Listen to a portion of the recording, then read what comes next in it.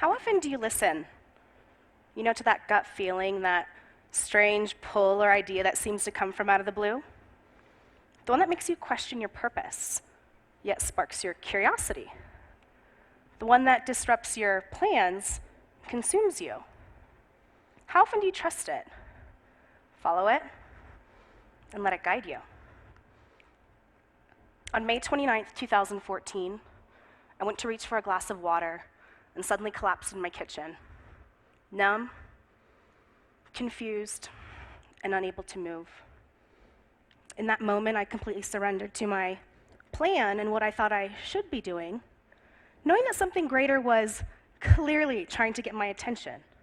If only I would listen. A few weeks later, my inner voice stopped me in my tracks, delivering a message that was so clear, it terrified me. Yesmeen, it said, quit your job and go be of service around the world for 6 months.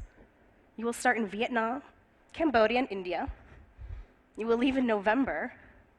This is your purpose project.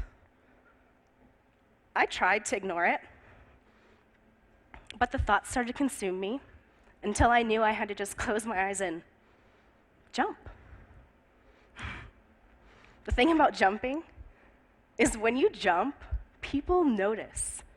People tried to convince me that I was crazy for actually acting on my inner voice. They said, what do you mean you're gonna quit your job? You can't possibly do this alone. How will you raise enough money? You see, I had so many supporters and cheerleaders, yet I was hung up on all the critics. Had I listened to them, I would have given up. However, in those incredibly sensitive and vulnerable times, I would hear the subtle whisper say, keep going. Listening to our inner voice. How exactly do we do this? When I feel a tug, I act on it. So far, I found 0 shortcuts. Listen, consider, respond, create. Each step serves a purpose. Just as our phone's mapping will redirect us when we've missed a turn, so does our inner guidance. We start with mindfulness and meditation. The average American has at least 50,000 thoughts per day.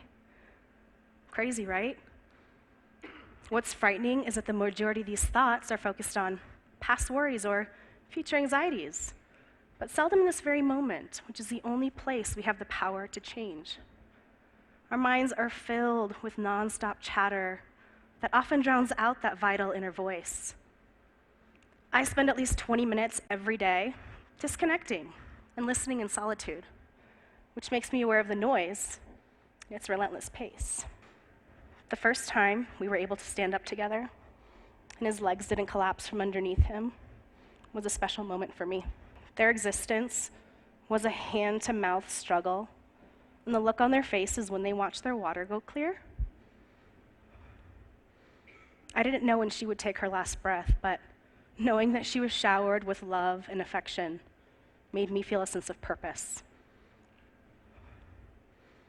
I am not a mother, but spending time with these children brought that out in me, and I love them like they were my own. Every day I counted elephant poop. I've never seen that much poop in my entire life. I showed up, I listened, and I learned how to build from the ground up, which made me feel empowered when I saw the physical difference I made. Meet Nu. She is blind and suffers from severe mental and emotional trauma. I remember when I first witnessed her, banging her head as hard as she could against the wall.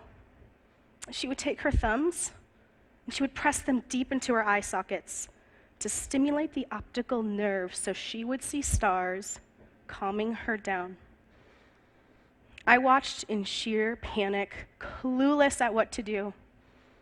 In those moments when I felt raw and uncomfortable, it forced me to be completely present. Once again, hearing the subtle whisper say, sing to her. On my last day, I sang her one last song, and to my amazement, she smiled for the first time, putting her hand on mine. I heard that you settled down there.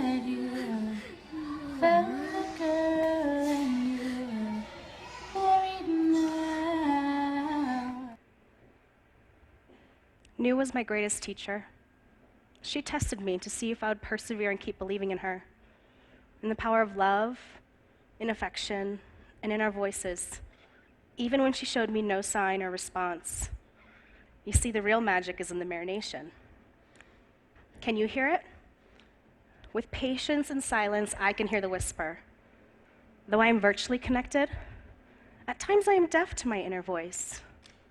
When I am present, I look up instead of down and trust that tug when it comes, calling me to action. I have found that when I disconnect, I am truly able to connect within. Will you?